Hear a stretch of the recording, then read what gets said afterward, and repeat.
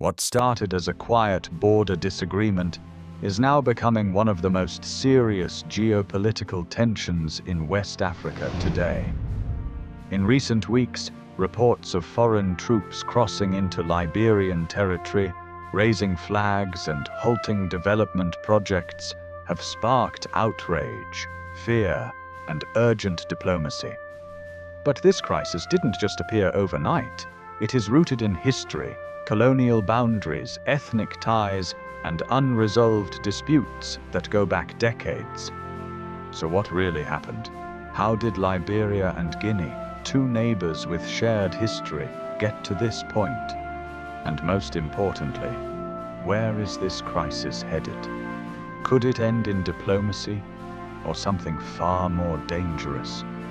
Today, we break down the full story of the Liberia-Guinea border crisis, from its origins to its possible future. To understand this crisis, we must first understand the land itself. The Liberia-Guinea border stretches for about 590 kilometers, cutting through dense forests, mountains, rivers like the Makona, and remote communities. Many of these areas are not clearly marked.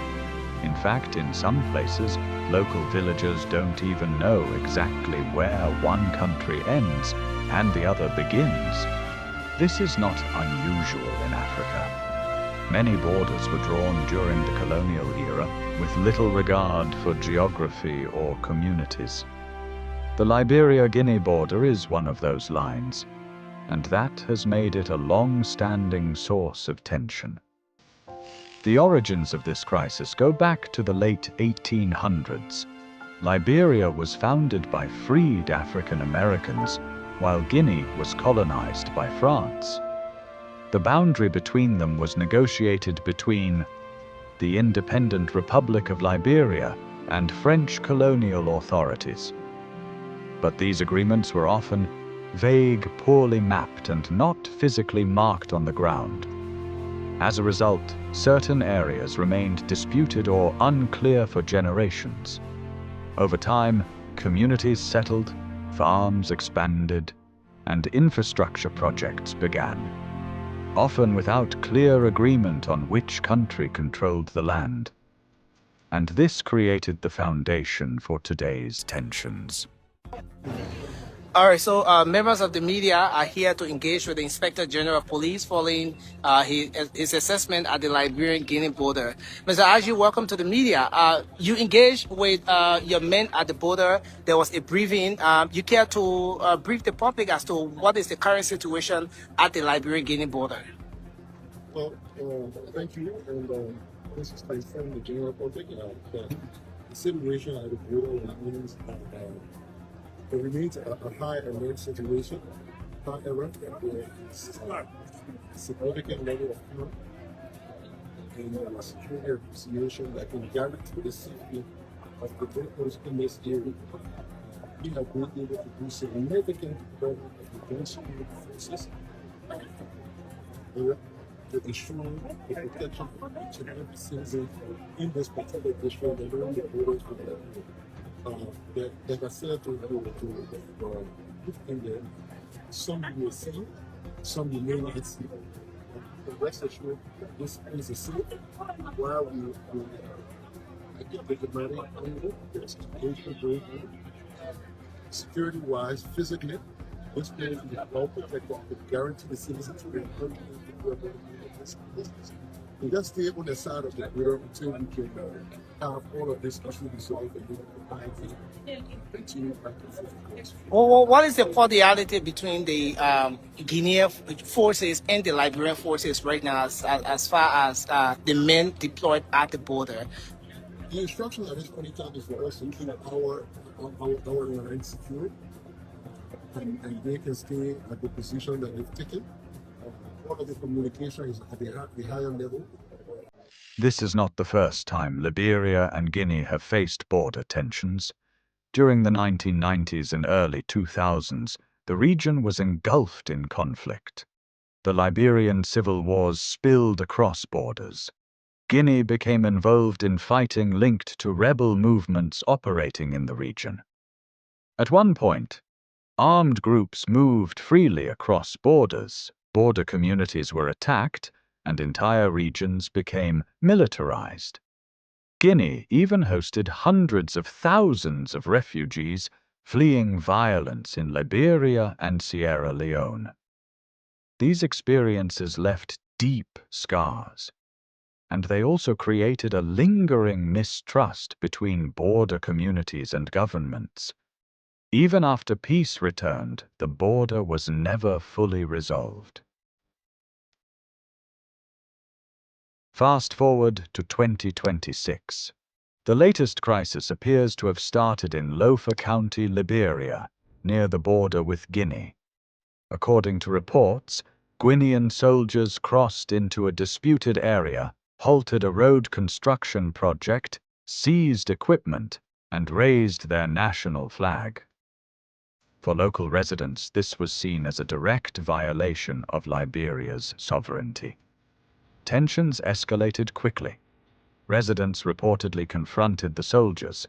Liberian authorities were alerted, and the situation began to gain national attention. The government of Liberia responded by engaging diplomatic channels, increasing attention to the border, and calling for calm. Meanwhile, Guinea maintained its position regarding the disputed territory. This is where things became delicate, because both sides believe they are right.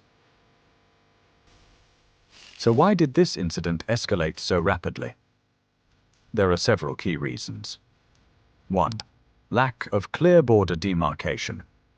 The boundary in some areas is still not clearly marked.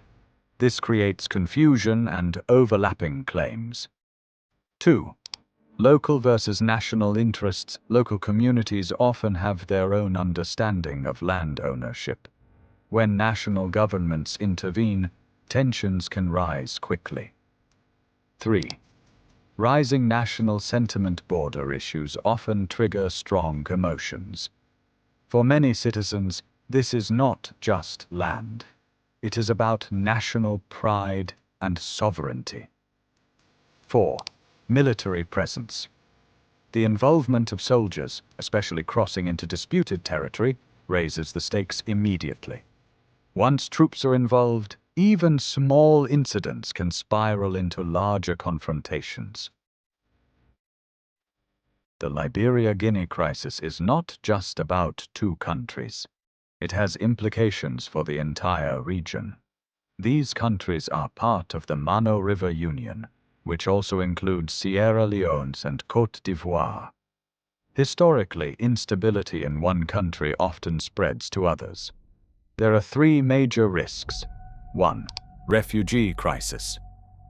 If tensions escalate, civilians could flee across borders. This would put pressure on neighboring countries. 2. Economic disruption. Cross-border trade is essential for many communities. A conflict would shut down trade routes and hurt local economies. 3. Security risks. Armed groups could exploit instability. This has happened before in the region, and it remains a major concern. The good news is that diplomacy is already underway. Regional leaders, including Liberia's president, have engaged in talks to de-escalate tensions. Organizations like ECOWAS play a key role in preventing conflicts in West Africa. ECOWAS has a history of mediating disputes, deploying peacekeeping forces, and promoting regional stability. So far, the situation has not escalated into open conflict. And that is a very important sign, because it suggests that both sides are still committed to dialogue. So what happens next? There are three possible scenarios. Scenario 1: peaceful resolution.